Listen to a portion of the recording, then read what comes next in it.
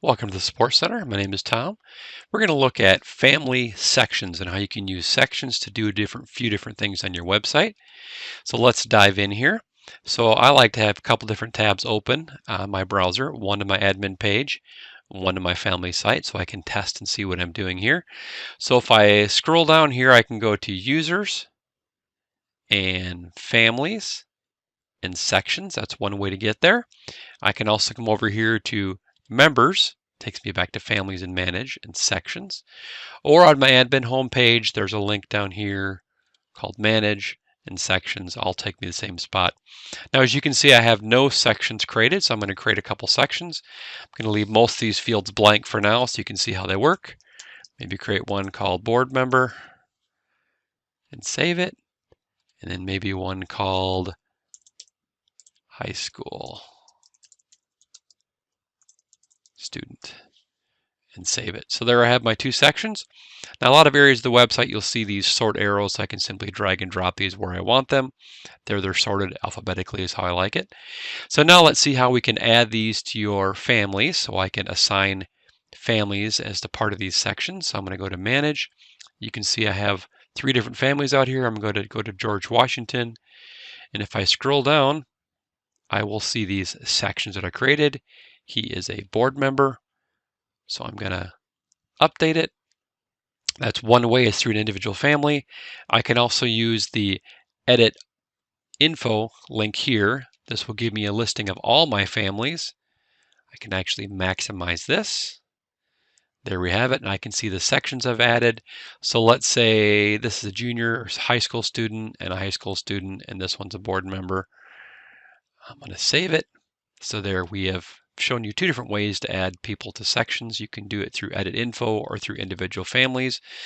Another thing that you can do is actually a family can do this from the family site. They can come over here, they're logged in, they can go to their profile, they'll scroll down, and they will also see those sections so they can make changes.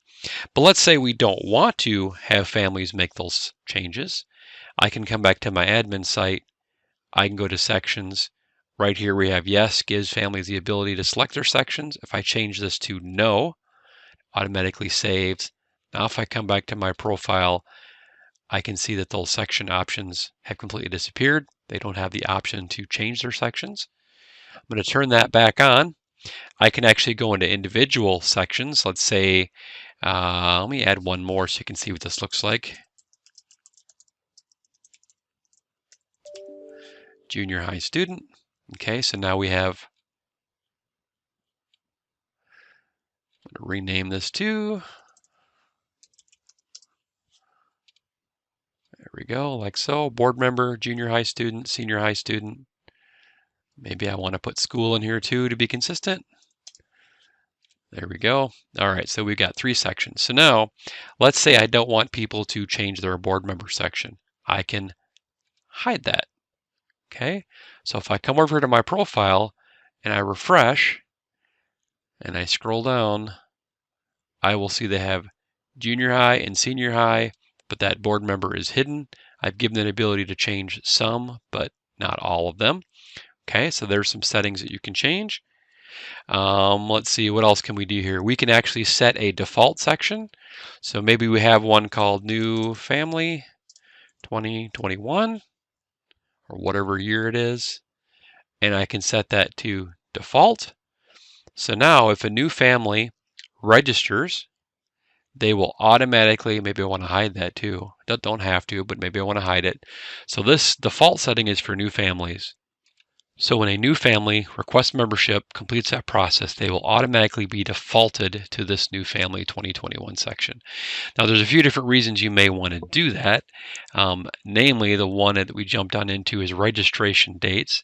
Now this is class registration dates, and there's a different video that actually walks through how these work. So you can use these fields, registration opens date and time, for your class registration, how you can stagger your class registration. That's one thing that you would use sections for. Another thing that you may use these sections for is the email tool. And again, I won't go into too much detail, but if you go to email and maybe you want to email a particular section, maybe you want to email just new families, we would select that and then we would create our email. And again, we'll have a different video that walks through that.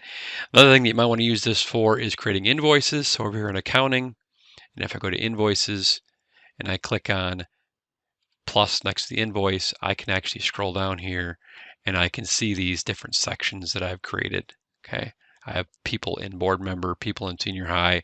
Okay, so there's two different things that you would use sections for.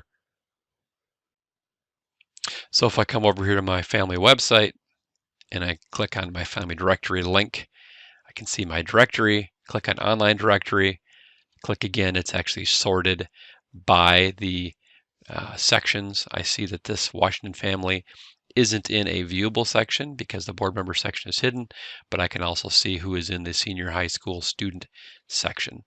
So that is how you create sections. Again, you would come over here to your admin site. A few different ways to get there. I like to go to users, families, and sections. I can see the sections I've created. You can hide these, change these, use them for registration dates, default to them, different things that you might want to use these for. If you need further assistance, click on the link on your admin homepage, create a ticket.